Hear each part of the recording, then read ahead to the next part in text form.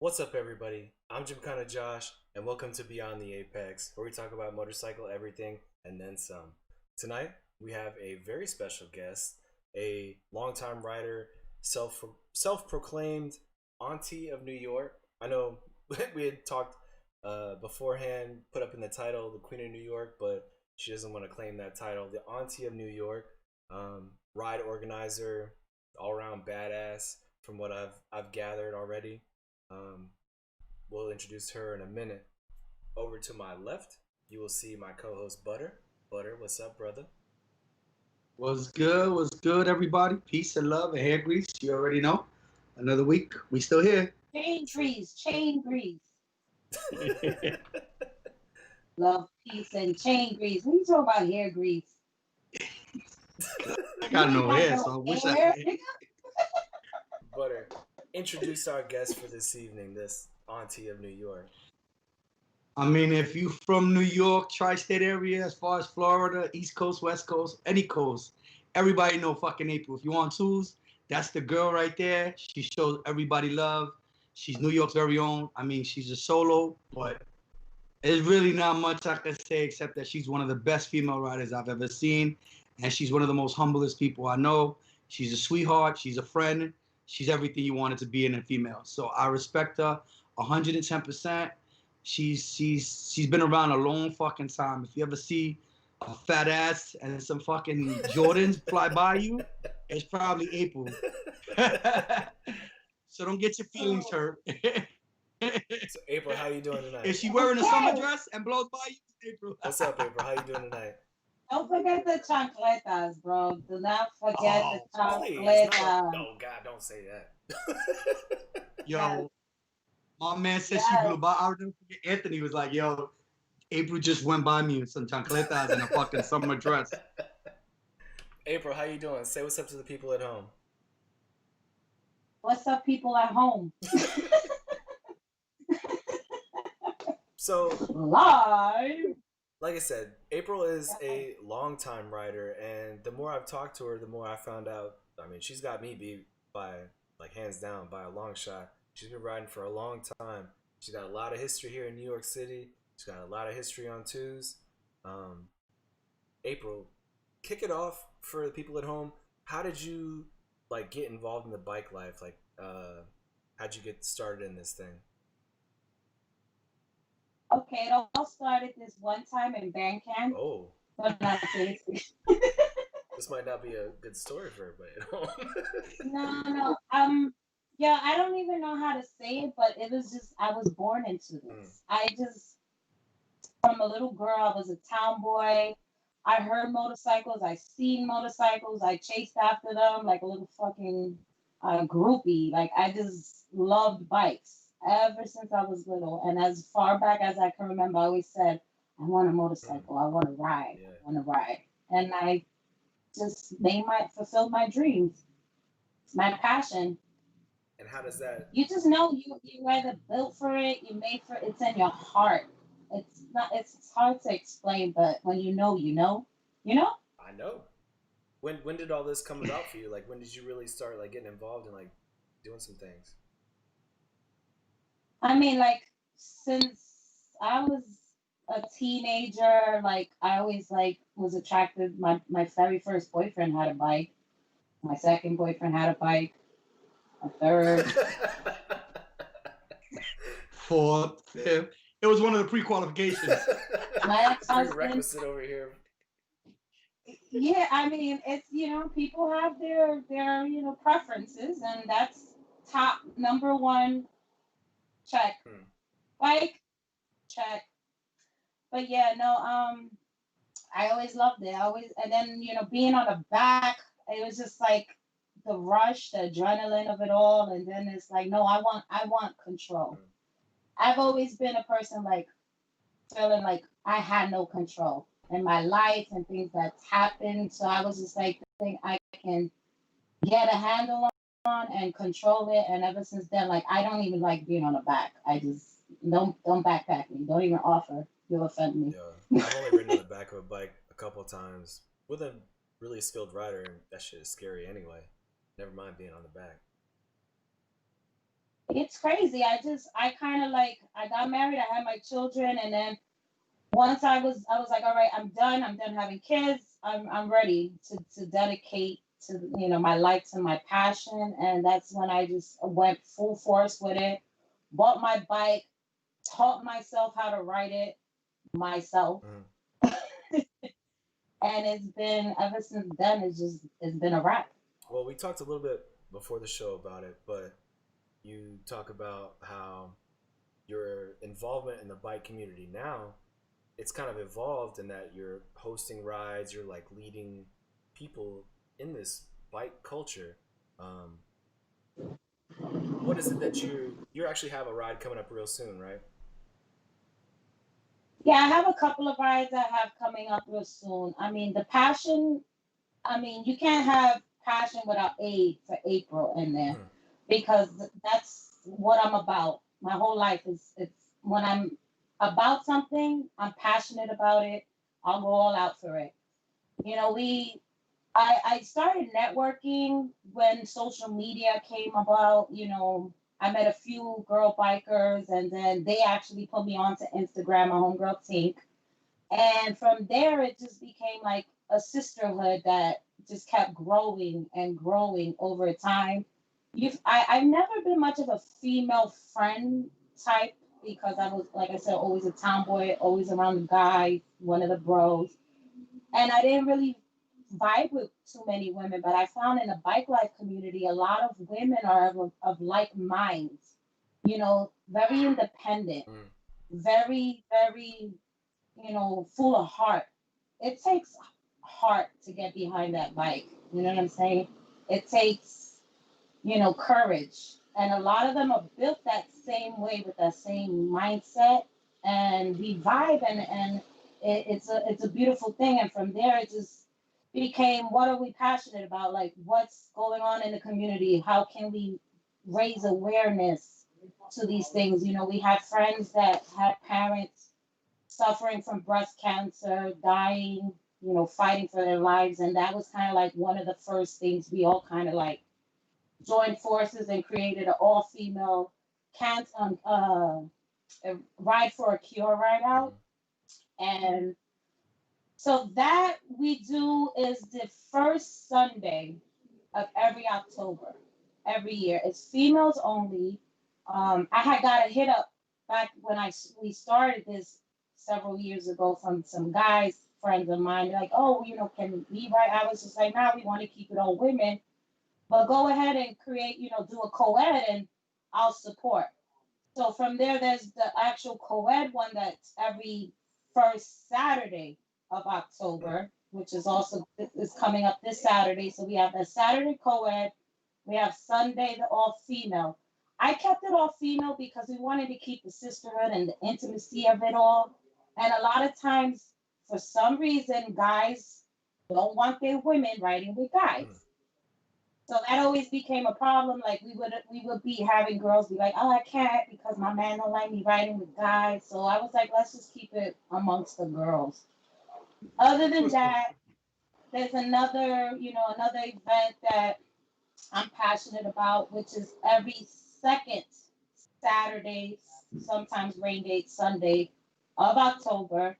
This is my domestic violence right out, to bring awareness to the obvious domestic violence, which I'm also very passionate about. This will be the third year, which is also the third-year anniversary that we do on the right memory of Sade, who is a young lady at 22-year baby daddy in front of her mother on her block. You know, this guy jumped out behind garbage and shot her in front of her mom, and then the gun either jammed or he ran out of bullets when he aimed it at the mom. This year, the mom actually has a little moped scooter. Will be joining us. That's what's up. On the ride out. That's what's up.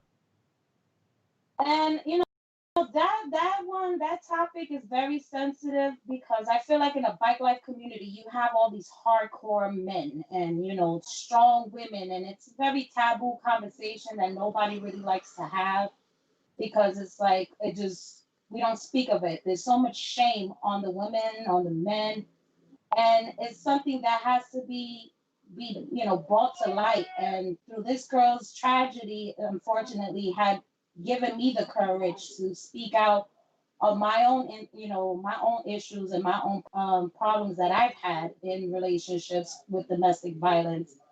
And it's not something we should stay silent about or be ashamed of, because that's how the vicious cycle just continues, because you can't just keep sweeping shit under the rug, because you don't heal. Your children become victims, or they turn out to be victimizers if you don't address it. And this year is bittersweet because one of my biggest supporters was this guy Swole. Okay, B Swole, rest in peace. Just died 2 weeks ago in a motorcycle accident. He was a great brother to everyone in the biker community. Rest in peace. Like, he always supported everything I did. And so this is also going to be, in his memory that he's not there. Last year, I'm not even going to lie. I had nerves. Like, I was just like, because I wanted to make this speech. Like, I wanted it to come from the heart and tell my truth of what I went through in my own domestic violence situation. Because again, a lot of people see me, you're strong, like you're the type of chick, like you'll never put up with nothing like that. But you don't know that domestic violence doesn't wear a face. You know what I'm saying? So I got twisted. I couldn't do my burnout. He had to steal my bike and do the burnout for me. So he's not going to be there this year, but hopefully, I know I'm not going to get drunk. I don't have the nerve issue anymore. I finally opened up, and now, once you open up about something that's hard to talk about, you just can't shut up about it. It just keeps flowing. That's where I'm at. Can't shut me the fuck up. But yeah, it's bittersweet, and we're always going to keep his memory alive, her memory alive, over the years as we continue to, do this event. So hopefully people could come out, show love. We're going to be meeting up at Forest Park. It's a very quick ride to the block where she was murdered, from Forest Park to Menahan Street and Bushwick. So if y'all available, 5 p.m., Forest Park band show, come through. I gotta, so April, they just sending you mad love from Florida. La Tatiana, Dirty Left Shoe Crew. She's sending you mad love over the text on that. So send her love. She said, respect. April, what is your take or your experience now with the? It's always been progressing over the years, with female riders and whatnot. But like, what is your take now on all the new female riders, or your experience with female riders? What do you think about it, and where's it going? I mean, I think it's just growing and growing, and I think it's always been around. I mean, from the beginning of time, since men been riding, women been riding. There's some black and whites out there, I'm telling you. But it's more mainstream now because again, social media, things like that. People are recognizing it, and I love it. Again, like I was telling you before, I don't see along gender lines. I don't believe in the double standard. What's good for a man is good for a woman, vice versa. And I'm glad that we're getting more of the recognition now that, that we deserve in this community, because we've been a part of it since day one. Right. But, I give mad props and respect to all the female writers that do this from the heart.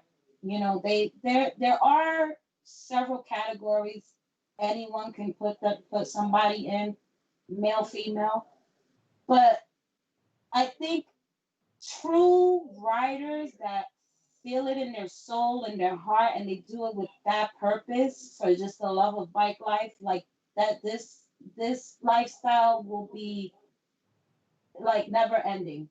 It's going to be very fruitful. There are a few people that get into it and with the wrong intentions, for the wrong, I see those people, I weed them out, I get myself away from them ASAP. It's unfortunate, but yeah, there are groupies that want to learn to ride. Let's say, oh, my husband got a bike. He's an MC. I want to be at these parties when he's at these parties, just so I could watch him or spy on him. And then they go get a bike and they can't ride for shit. You have chicks that, you know, again, they like a guy. It's like it's just for like the wrong reasons, you know. Like we talked about earlier too. Unfortunately, in your position, there's a lot of guys. You said 99.9% earlier. Like you don't know what their intentions. They want to ride out with you. Is it because they want to ride, or is it because they want to ride? You know. So that's gotta be rough. I mean, one, it's bad enough I'm beautiful. Two, Yes, it's bad true. enough I'm intelligent.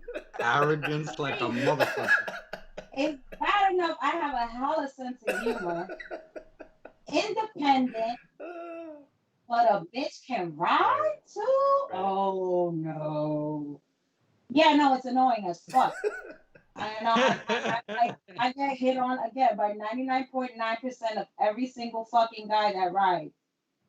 And I'm cool, like I'm just so cool with it. I'm just such, you know, like when it comes to bike life, like I'm not gonna lie, there was a few years there that I had 3 motorcycles stolen in my bike life history, okay?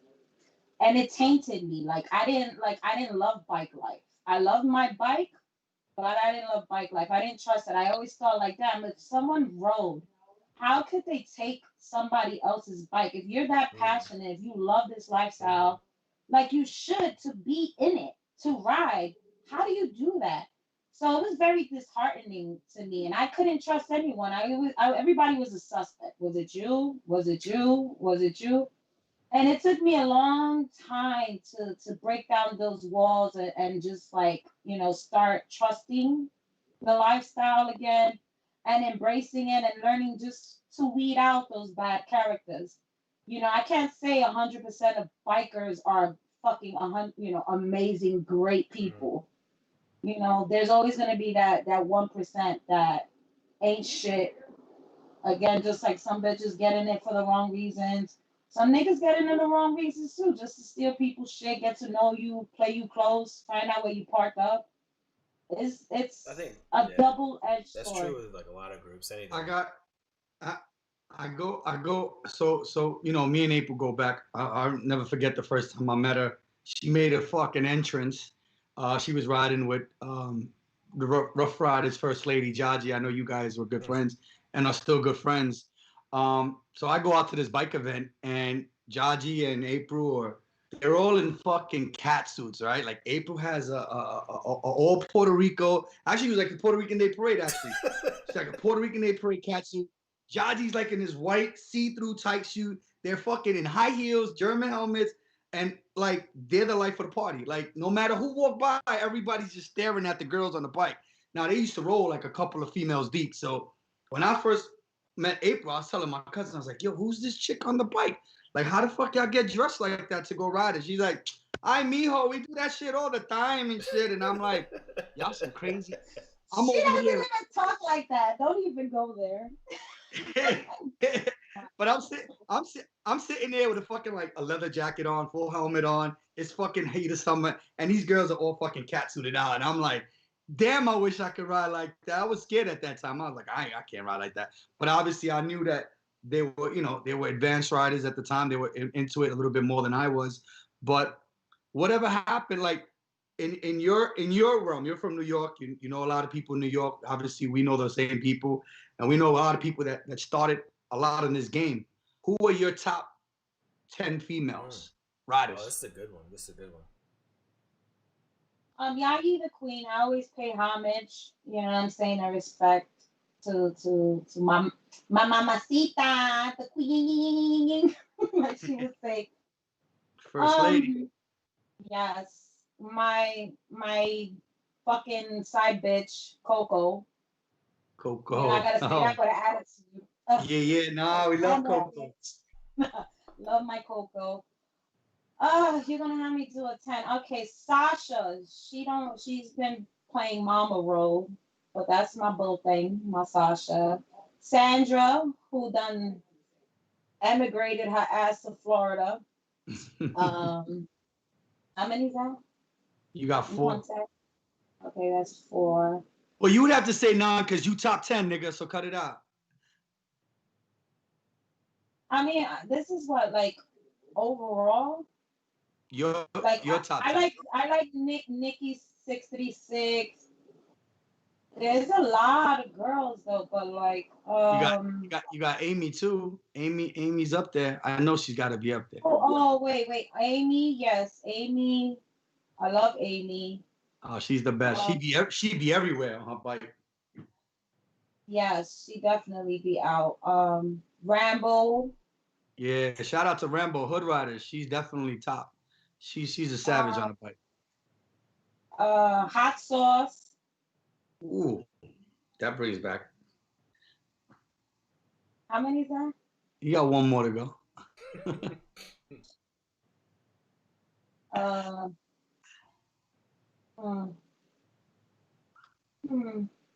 You know, there's so many. I mean, rest in peace, S.J. Harris.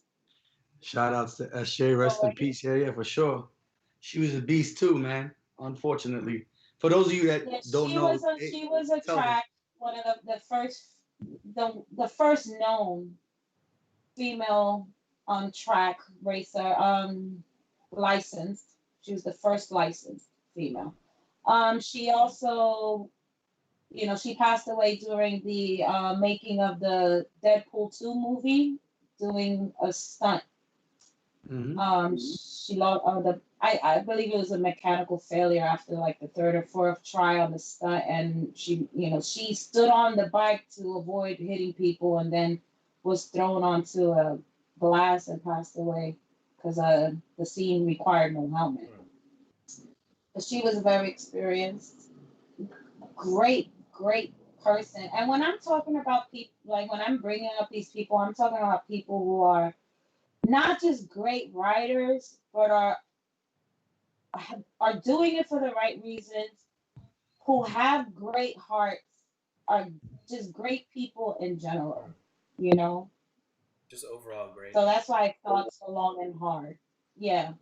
A lot of times, well, the greats, sometimes, if you got a cocky attitude or this braggadocio attitude, I don't know if that's even the right way to put it, but like, if you're a douchebag, nobody wants to hang out with you. Nobody wants to call you the greatest anyway.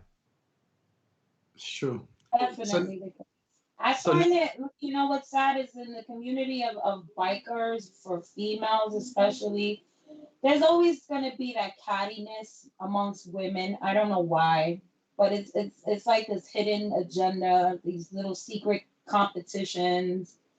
And it's like they're just constantly trying to, like, you know, compete with each other. And I'm the type of person, like, I'm secure in who I am and what I do. And I'm more of a, like I said, the auntie of the group, because I look out for everyone. I want to make sure we get somewhere, we get there safely. You know, I play the back. I make sure, you know, I'll stay with the slower riders. It's not a competition, you know, it's just ride your own ride and show love, give respect, support when necessary, and just don't be shady about it, you know? That's just really how I roll. I kind of try to stay away from all the other bullshit. So your opinion is valued by many. So, I mean, prior to this next question, I just want to remind everybody that Saturday, October 3rd, is the Freedom Blocks Cancer Ride Out. It's the 5th annual. It's probably one of the biggest ride outs in the city. It's the co-ed ride out. Sunday, October 4th is April's female ride out. Now, with that said, give me your top 10 male riders. You're not gonna get a lot of drinks this weekend. Ain't nobody drawing you no drinks this weekend. Yeah. You know what's sad is that there's so many, and I suck at names. Well, when I say riders, I mean like riders, because you got your stunners, and then you got riders. So give me 10 and 10. I mean, these stunners can ride too, because We've did 140 on a little 600 come on with the stunners. I've done those. I mean, definitely. Damn, Casanova. Swizzy.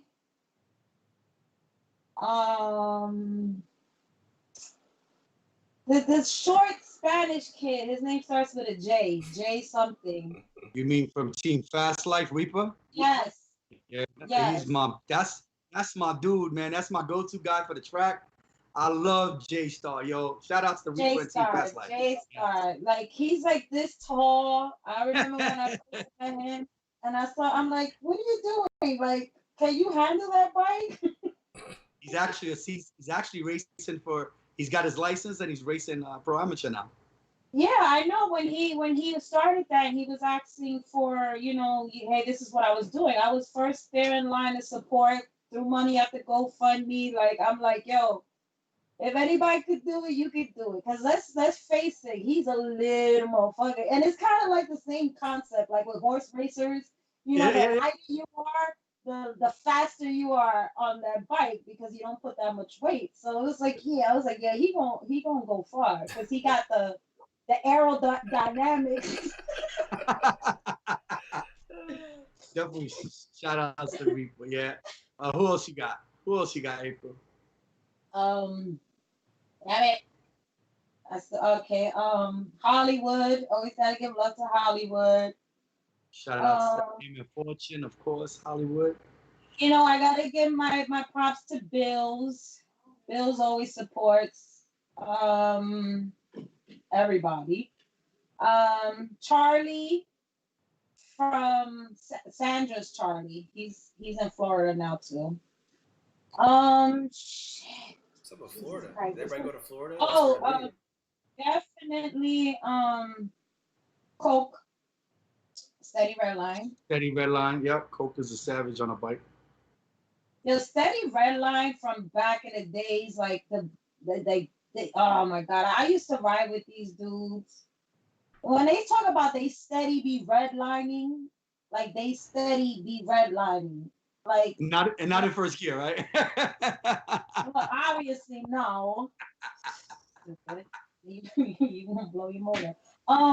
No, fucking yeah. I used to have like, yo, bitch, don't even smoke, but like I would have to like I get to where we going, being back to back with these dudes. I would have to get off my bike and have a fucking cigarette to calm my fucking nerves. I said, really? Like, did we have to do all of that? Anyway, how many was that? You got about 67. I'm gonna say Nene, rest in peace. I remember when me and Nene used to ride together and we were like 80 pounds soaking wet.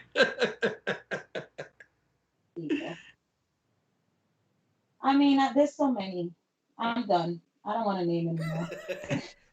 April, why are you the auntie of New York? Oh, you know what? That reminds me, Sean, twin Sean. He kind of gave me that name. You know what I'm saying? Like we all went to like fucking this huge ride out. It was ATL New York, Miami, and to do a Florida Keys ride out for Kill Switch. This is years ago. But we get to the fucking house and then these niggas want to be getting drunk and jumping on their bikes and do it. I'm like, no drink. you go to bed. Y'all make it to like I was cooking. We all had rent, put money in. We rented this house and I was just like, and from there, Sean just been calling me auntie, Auntie April. And it kind of just stuck from there. So, I mean, like, I always look out for people, They always kind of, who else? Oh, my top 10. Definitely Taz from Lost Boys. Okay. We saw them last night over at Jess Blaze's event. That's fucked up. Niggas done took her bike. Yeah, that's some real disrespectful shit. But it's the grimy shit that we gotta live through. You saw my video from fucking that last week? Which one? That I confronted. Oh yeah. I saw you went in. You went on my block. Yeah. But I'm not gonna get into that. I get real tight. I'll start stuttering and threatening. April, what do you ride right now? What's your current ride of choice? It's not my right of choice. It's just all I could do right now. It's my 2010 Honda CBR 600. What? You didn't say that earlier. You said that was. I mean, because my right of choice would be my 1000 Repsol, which I missed. I missed my Repsol. But you said a Honda. That bitch used to catch flight. Yeah, Honda. It's always gonna be Honda. Honda. Why is that? Ain't nothing wrong with Honda. I love Honda. That's true. Honda's the numero uno forever and ever. Longest lasting. Okay. Which is important. It is important. But you can also find Jonathan Reese says I've ridden everything. Let's keep it one. I've ridden everything. I've ridden Hayabusas, 1000s, 600s, 750s. I've ridden BMWs. I've ridden Hondas, Kawasaki's. I think for most people, the bike has to suit you. And when I bring up that example, right? You know, a lot of people believe that Rossi's a great rider, right? He's won so many championships. He rode an R1 most of his career and won all his championships on an R1. But then when he went to Ducati, he couldn't keep the Ducati off the floor. So not everybody is comfortable riding the same bike as the next person. Like, you might be nice on a Honda, but then I put you on another bike and you're not as nice. Like, I get it, because I've been on a Honda and I've done great track times. Then I went on a Suzuki and they put me back a level. I went back to novice. So, you know, every bike fits everybody different. So you have to be comfortable in the, like for me, I like the mid power and the upper range power of a Kawi. So for me, that's where I like. I feel comfortable in a Kawi as a big guy. The Kawi fits me more suitable. But then a lot of girls, 90% of the females that I know, they Hondas. Like if you ask my wife, what's her bike of choice, even though she got an R1, she'll tell you a Honda 600. I don't think it's a girl thing. I just think people have people just smarter than other people. And anybody with real brain knows is number one. Damn. Okay. Period. Marquez got you feeling real froggy. Yeah, all day. Okay. Every day. Now, you know what? I'm not gonna front. Like, I love the Hayabusa because you don't even realize you're going 250 on, and then you're like, oh shit, I'm going 250, and you like it's just like amazing that there's no shake. It's just smooth. I get That's because you never been on a Don Gould tune ZX10 RR to know what 200 horsepower feels like. I know how much 250 feels like. Shut up. Don't start with me. Actually, Butter, like you were saying though, the smoothness of a Hayabusa though is appreciated, but some people like the raw feel of, a track bike, a stiff suspension. Maybe you don't want that smooth feel, so maybe it's not for everybody. To play devil's advocate. I mean, in a track bike too, you want it like a 400. You're good. I want to feel everything on the track. I want to feel everything aside from falling off and sliding into the grass, which I felt that before. Yeah, but that's not the best feeling. Yeah. But you fell in grass. True. It could have been worse, but you don't want to feel all that. I skidded like 100 fucking yards on the Jackie, all asphalt. Oh man. Pebbles out of your ass for like a week. I have not. It's the worst. My ass ain't that big. Not for nothing though. I give you mad respect because I think I've been on a Jackie in the 27 years of riding 3 times, and one was to visit you. And I am afraid of the Jackie. I got no love for the Jackie. As my mother would say, a mí no se me perdió un carajo in the Jackie Robinson. Because in the 90s, I remember people used to get picked up off that shit regularly, and that shit scared the life. That shit scared the life out of me, so I stayed away from the fucking Jackie. Sorry, call me what you want. I just don't ride the Jackie. No. I mean, it is what it is, but I mean, I'm so comfortable with the Jackie. I live right next to it. I take it daily. I ride it one-handedly on the curves. You know, this night, I mean, I wasn't even in the snake. You know, I just slid out on gravel. You know, shit happens. Oh, yeah.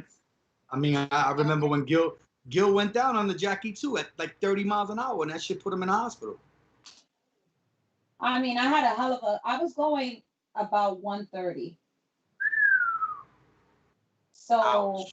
when it slipped, the bike literally just slid, and I was sliding with the bike still in between my legs until the foot went into my knee.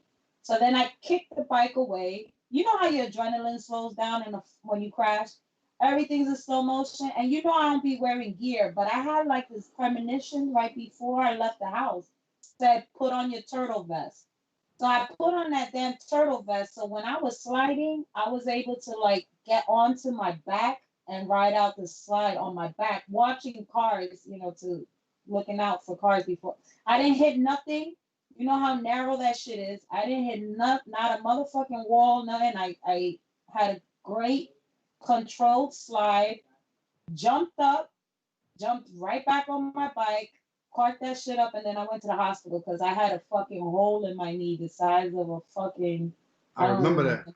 It was huge. I remember that because you got a lot of visitors at that time. Everybody was coming to visit you. It was kind of a moment. You saw a lot of people come show you love. You know, that's a beautiful thing when people come to show you that kind of love while you're still alive. You know what I'm saying? You get to see it, which is a beautiful thing. Normally, you know, people aren't so lucky. By the way, show off that tattoo that you got, by the way, on your left arm over there. That wings that you got. Wait. I got. You got a lot of tattoos, but the one on the inside. This girl is such a Honda fan. She's got the wings over here tattooed on her arm. Yeah, right there. You know, I actually tattooed that on myself. Oh, shit. I have the video. But yeah, I tatted that on myself. But it's true you say that people show you love while you're still alive, because I felt that love when I had the heart attack.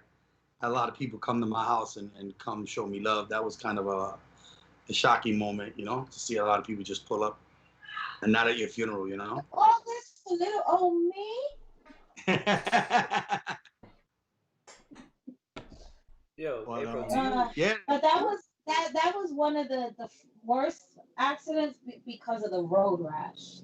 That road rash was no joke. I had fucking Chronic coming over here trying to play doctor. You know, because the hospital. Shout out to Chronic. They put the damn ace bandages like directly on the road rash. And then here comes Chronic trying to peel that shit off, raw dog in it. I'm like, I'm going to kill you. And then Dip, you know Dip from Steady Redline. Yeah. He works at a hospital, so he was bringing me all these, you know, like fucking hospital supplies. I hope I'm not getting him in trouble. Retract the previous statement. Anyway, so yeah.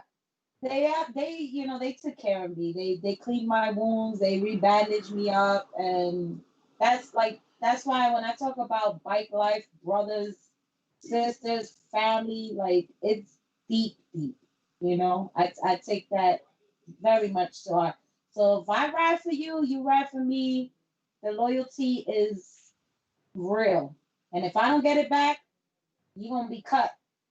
Snip, snip, snip. Anyway. Do you ride with a group? Are you with like any sort of like organization or club or anything like that? No club, independent, always will be, definitely. Like I told you before, I prefer it that way. I don't like the politics. I don't like having to pay dues. I don't like being told I have to attend this or have to attend that. No, I don't. No, I won't. I can't be told, oh, we don't fuck with this club, so you can't fuck with. No, I fuck with whoever I want to fuck with. So definitely independent since day one. But like before, I said like I've had so many. Hey, start a female this, start a female. No, thank you. Not interested. Stop with the request, please, people. Do you have like a female crew that you usually roll with though? Like, are there other ladies that you? Yes, we call each other, you know, riding pretty. It's not like an MC, but it's just something we do. We ride and we pretty, period. And it and it and it's like dead ass a bunch of pretty ass girls. Like they not ugly. They're beautiful women. And I'm just it's rare that you find such a great caliber of such unique women and Yeah. are blessed on every level. Yeah, they're great girls. I know a couple of them, especially like shout out to Light. Light, she's so cool. I saw her the other day and you recognize her. She had her hair braided up, and I'm like, oh, like she caught me off guard and shit. I was like, oh, shit, is you Light? Yeah, yeah, nah, the girls are great. She's rocking her Beyonce look right now. Shout out to Light, man, 718. She's awesome. She's definitely out there doing her thing for the females. I respect that. That's what's up. So now for you, like, do you want to get your kids involved, or your kids involved, or they do they like it? What do you think? You keep them from it? What is the outcome with the kids on the bike life? Well, since my kids were little, like they had those little razor motorcycle joints and the little dirt bikey thingies, electric though. Um, my littlest one, why it's always the little ones, right? Has the biggest balls. He's like, I want a dirt bike. I want this. I want that. And I've taken them. My motorcycle is my main transportation. I go food shopping, laundry. I go errands. I'll put so much shit on the back of that bike. People are like, what the fuck? I'll be like, yeah, I make it happen. But like I pick up my kids from school, drop them off, throughout their whole public school, junior high school. They're in high school now, so they fend them for themselves. The other one's in college. But yeah, I've always had them on my bike. They've always had enthusiasm, have been excited. Um, but truthfully, like I think I kind of weigh a little bit too much on the side of caution when it comes to my children but like on in every aspect. Like don't like I didn't want them to have cell phones till they were like oh like I was mature enough to handle the responsibility of having that cell phone. I don't want you walking to school being distracted on your phone, get hit by a car, type. And until they could prove to me that they were, they can handle keeping that phone in their pocket till they got to where they're going, I would think like the worst. They're gonna get robbed. They're gonna be held up in the train. Like somebody's gonna snatch their shit or kill them. I grew up in East New York, Brooklyn, so I have this type of mind that worst case scenario, I'm envisioning it and I'm probably overthinking a situation and I'll drive myself crazy. So when it comes to motorcycles, like I've already taught them. They've ridden with me. I'm very cautious when they're with me. They know all the basics. They know how to start it. They know how to ride the little ones. But I think eventually I'll shake my own fears, and when I feel they're mature enough, that I'll take them to that next step because that's your biggest fear is to put those keys in your child's hand and that be like the same thing that takes them away from you. And I feel like I'm being a hypocrite at the moment because I do believe in destiny. People worry about, oh, wear gear to address that topic as well.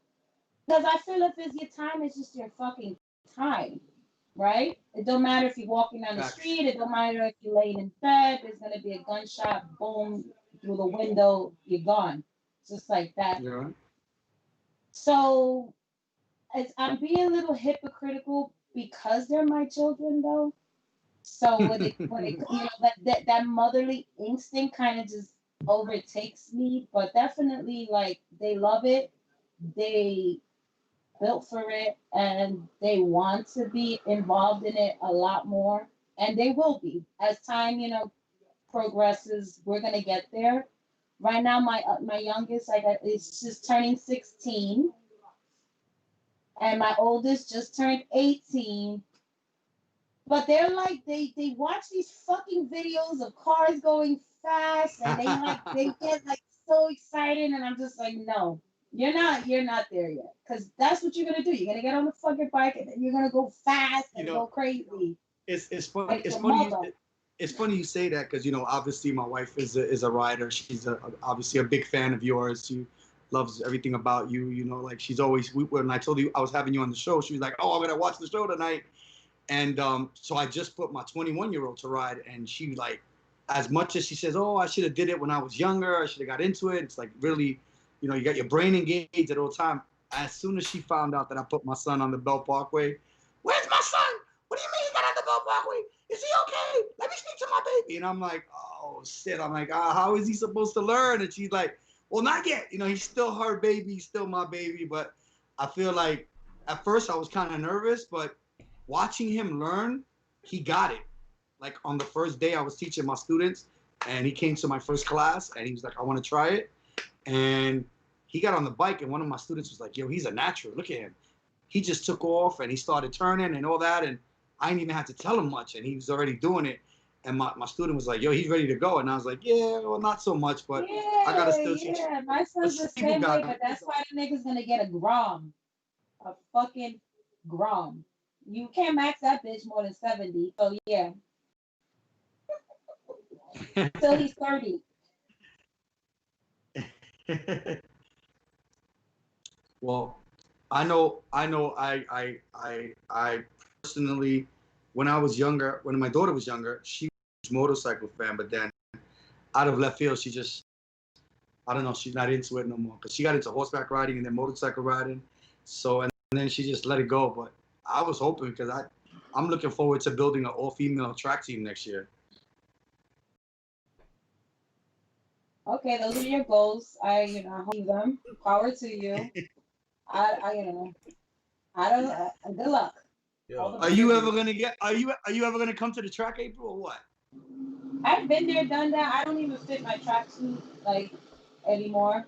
I paid buku money for that bitch. Welcome to the club.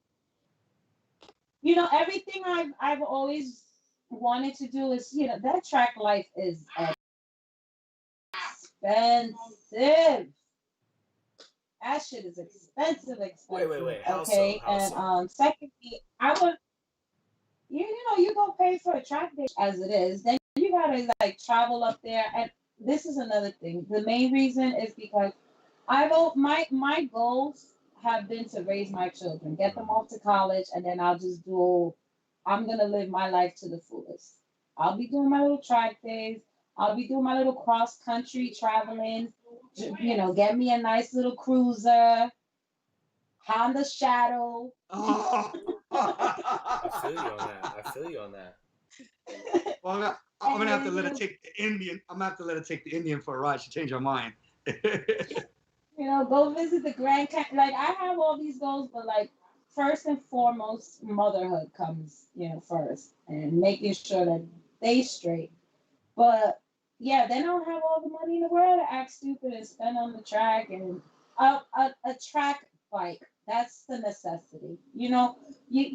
When you use your bike for everyday life, that's my travel. That's how I earn my living. That's everything. So yeah, no, I can't go risking that shit out of track, sliding out, boop, boop, boop, boop, boop, boop, boop. If I could get a track bike, just like with stunning, like I've always wanted to dedicate myself to just, so I could catch blocks. You know what I mean? Not just talk with blocks. So I wanted a stunt bike too. I'm gonna be 50 years old popping willies, and y'all gonna be like, yo. So for the people at home, though, I would say this. Maybe not necessarily to you. You have priorities. We all have priorities in our life. But I'll say, as far as the expense is concerned, I have the track bike. I do the track days. Every hobby that you're going to be involved with is going to take some kind of initial investment. If you play an instrument, you got to buy a saxophone. You got to buy a trumpet. If you're an artist, you got to buy the paint. You got to buy the easel. You got to buy the whatever else. All right, wait. See, here's the difference that what I just disagree with what you just said. You said every hobby. If you... It's not a hobby. If you invest, that's not a hobby. when you're investing in something that you love, that you're gonna make a career out of it, Not art, everybody goes to the track to make things a like career out of it, though. no, that's what I'm saying. It's an investment if you're making a career out of it. Well, I Okay? invested in a track bike Just like because I like art, going. just like music. Yeah, that's just a hobby. Like, okay, those are things. Those are things that you're just again like you gotta prioritize in life. Yeah. Well, I look at when I go to the track as In my improving my skills. situation, yeah, that's great. I would love to do that too. But right now, my priorities is keeping a roof over my children's heads, keeping foods in their stomach, clothes on their back, and I don't have that luxury to throw out and dish out. I would love to if I be there, front and center. You know.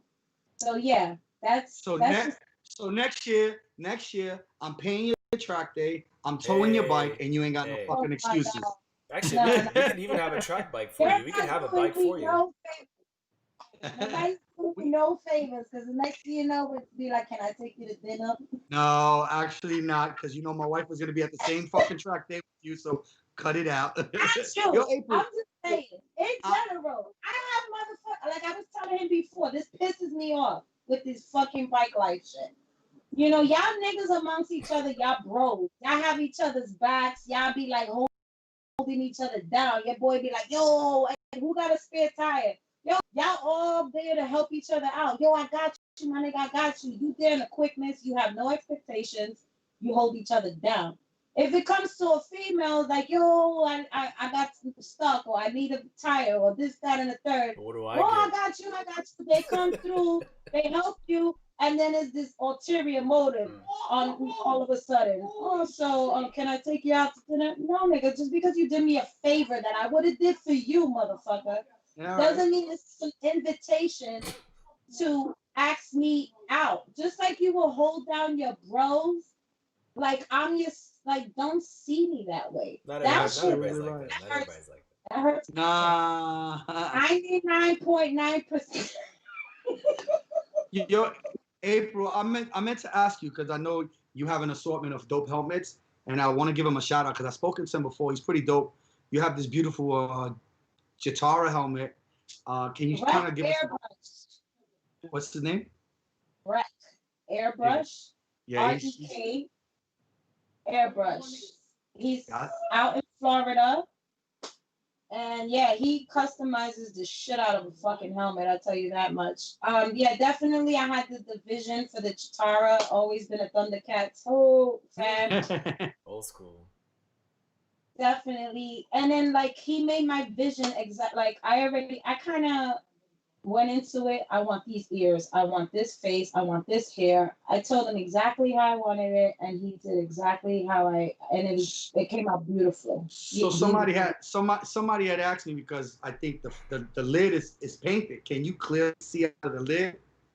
The lid is not actually painted. What it is he uses this strip tape.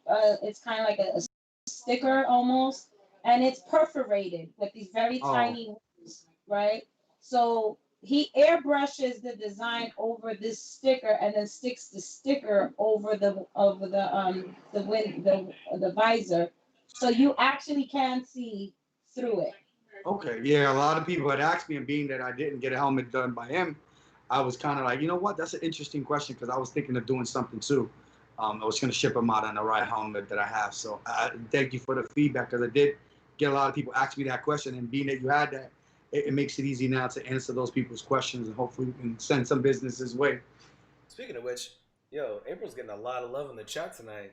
She's got a Absolutely. lot of followers that checked in tonight and showed some love. The girls definitely check in. Shout out to the Hustle King females. They're all watching her because a lot of these girls don't have the years she's got in, so they definitely wanted to hear what she had to say. But not only that, you said there's some Florida peoples in here too, right?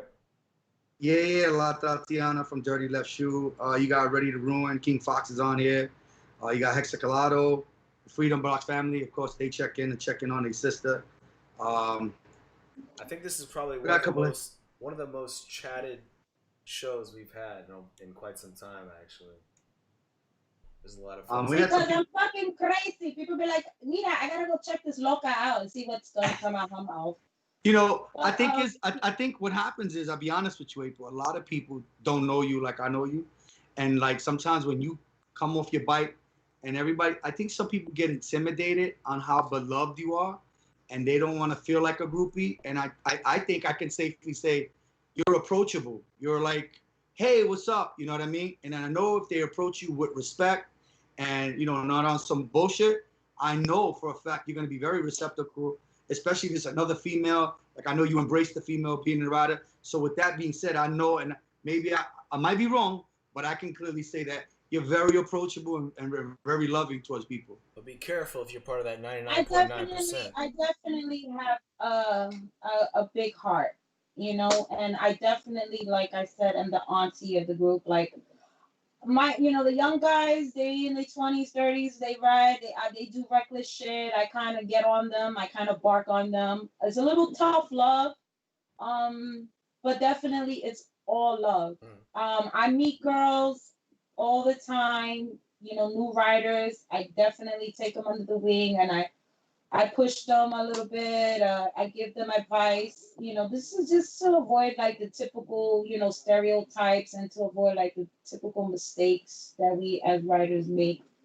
I've seen some crazy shit in my life, so I'm definitely full of enough wisdom. If you ask, I don't mind sharing any of it. There's no secrets. Like, I'm not trying to like hold out anything from anybody. Knowledge is power, and you know what, sharing it is even more powerful. So I don't aim to intimidate anybody. This is just my face, which a lot of times people think it's a resting bitch face.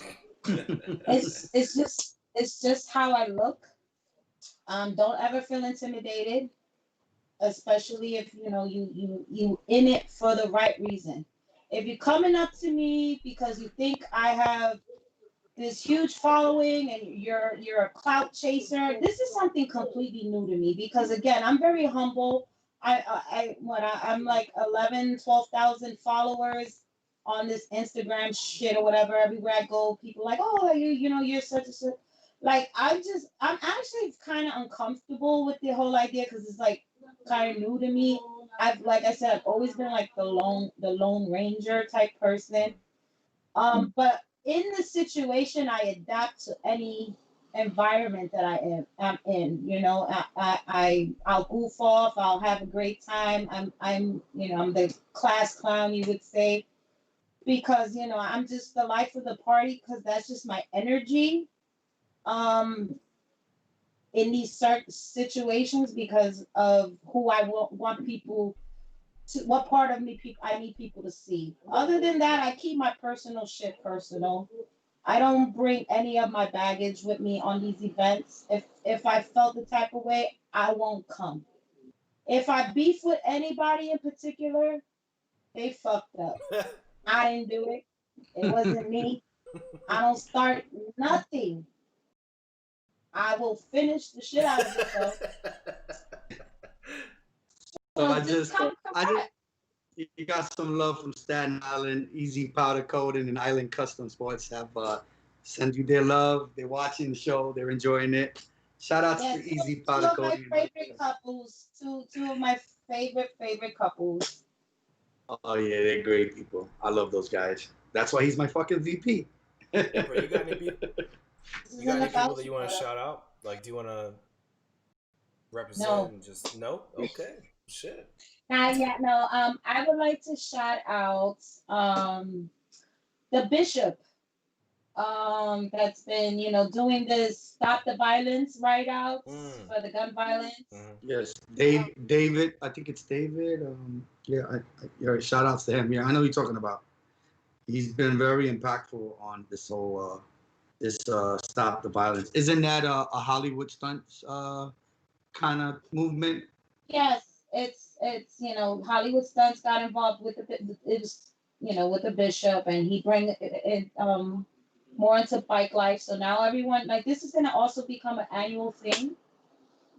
They hit up each borough during the summer days, which is the highest time during gun violence during the summers in the 5 boroughs. But we get together, we pick a day, and we hit up the spots where the violence has taken place in the community, and try to give a positive message of, bikes up, guns down. So yeah, I like to shout him out for that. His name is David Maldonado.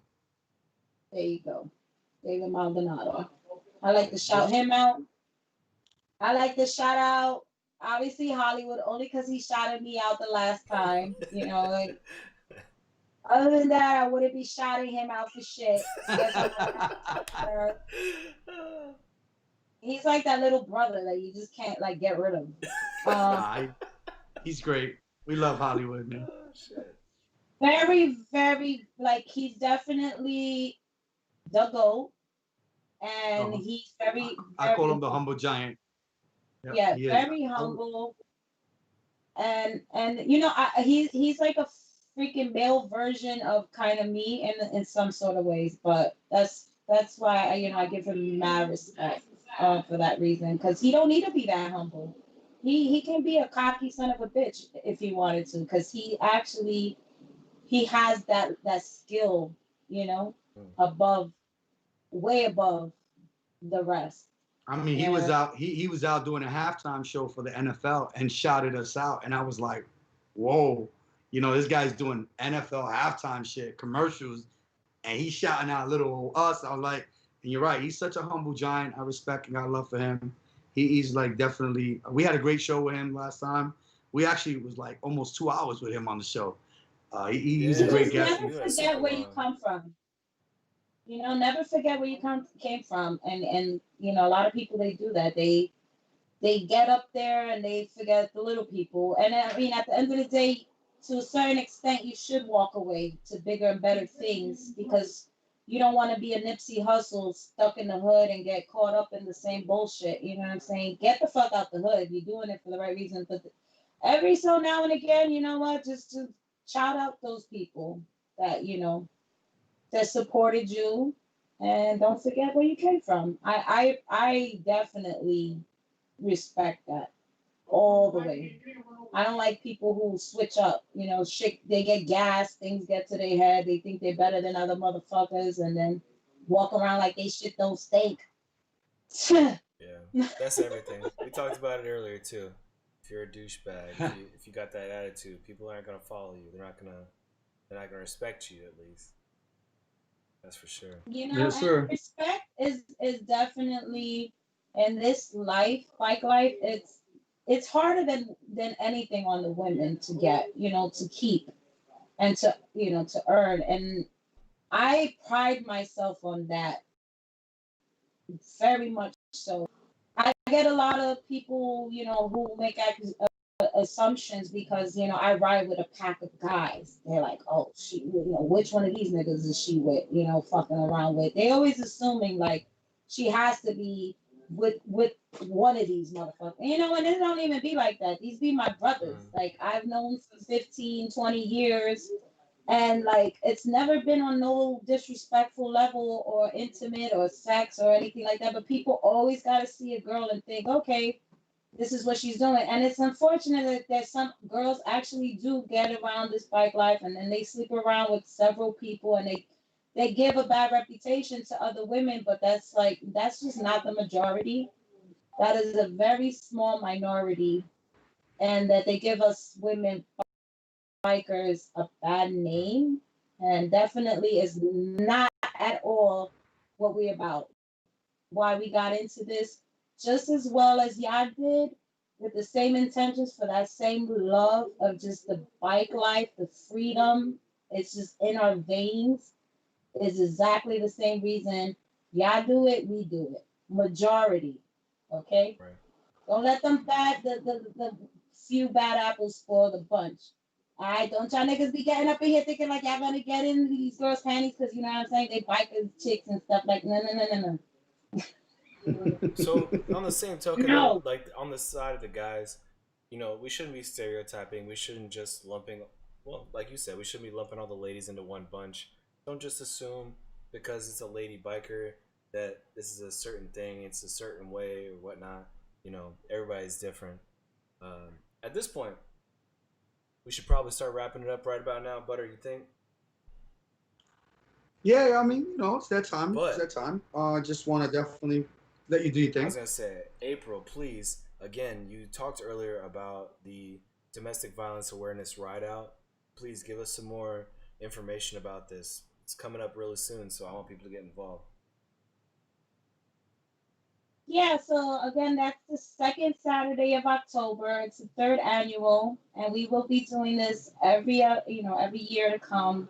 Wear purple. We meet at Forest Park Bandshell in Queens, and it's a very quick ride to Menahan Street in Bushwick again, where remember was murdered by her baby daddy.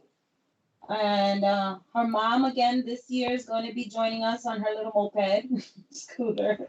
So that's pretty dope. And again, this really resonates for me to be able to bring into the bike life community, because of, again, a lot of bikers tend to have this stereotype, like these tough, Macho.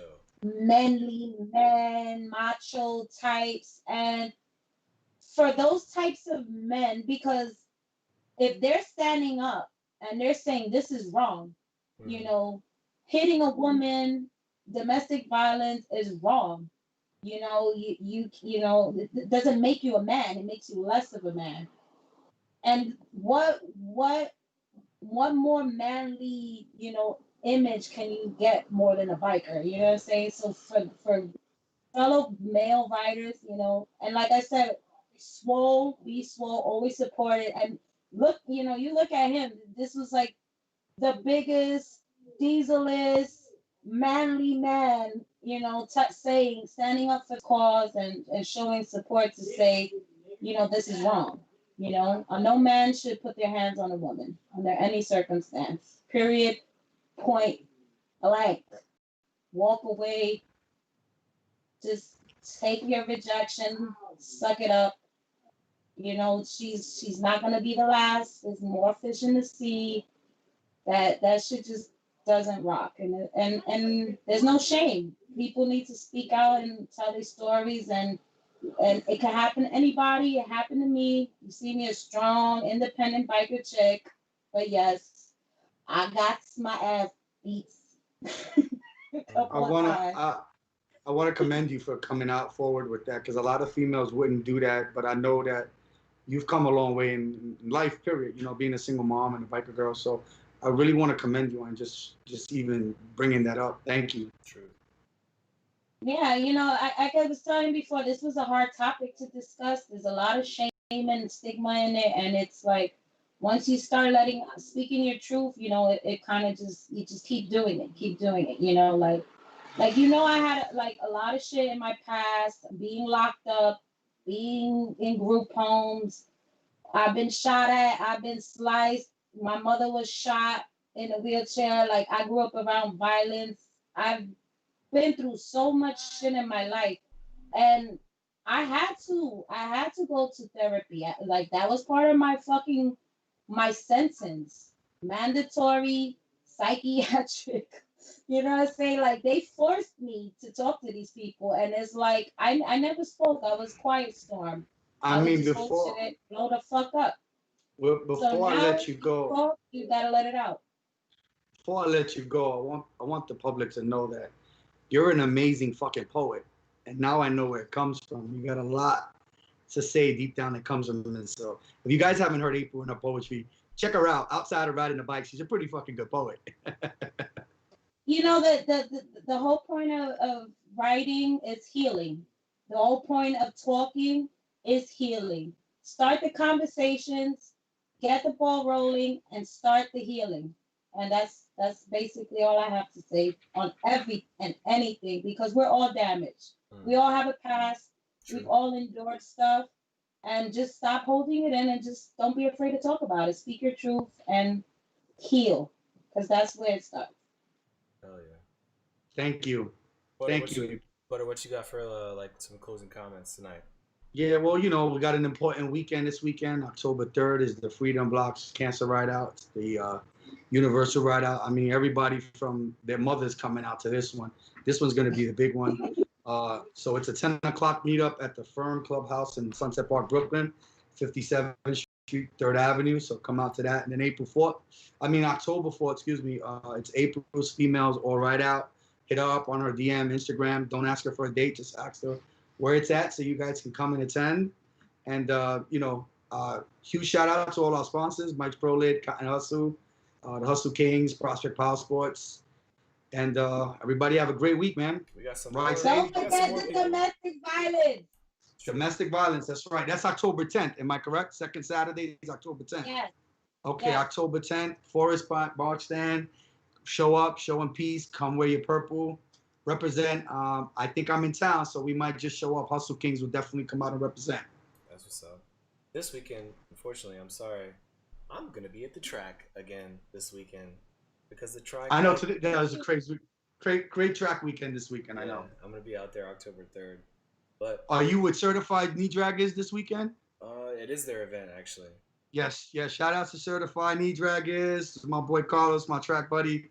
Definitely is gonna be a great weekend. I did get an invite, but there's too many things on the plate to go play. I gotta handle it. I had to do it this weekend. This is like kind of one of my last chances before the end of the year, so I had to go do it. And you're gonna have all the little expert kids out there, so you're gonna be getting back to novice class. I'm going to novice. Yeah, they're gonna be some 13-year-olds smoking crack out there this weekend. I look forward to it. They all coming out. I think that's why I didn't go. I didn't want to get smoked by 13. I look forward to it. But you heard about that 13-year-old boy that passed away a few years ago? That was horrible. Yeah, I mean, there'd be some, it's unfortunate, but again, that's why we go to the track. And I respect Carlos from Certified Knee Draggers. He has like all his nephews and stuff, like they ride, and they're little, but they're doing it in a safe environment. Because I've seen those kids go down and they're like, get back up, they drag their bike back into the pit. They're like rubber. They fix their own They're bike. like rubbery. Yeah, and they got another tracksuit, shout out to Historic GP Tracksuits. He's out there with mad tracksuits. The kids, they're switching tracksuits and they jump right back on. April, you got to see these kids. They go down at like 100 and something miles an hour. I can't see those kids because I'll be that Puerto Rican mob, when you fall and you get hurt and then they get the ass on top of that. Just running to the track. Running to the track with the band. They'll have to shut down the whole track. That's what's up.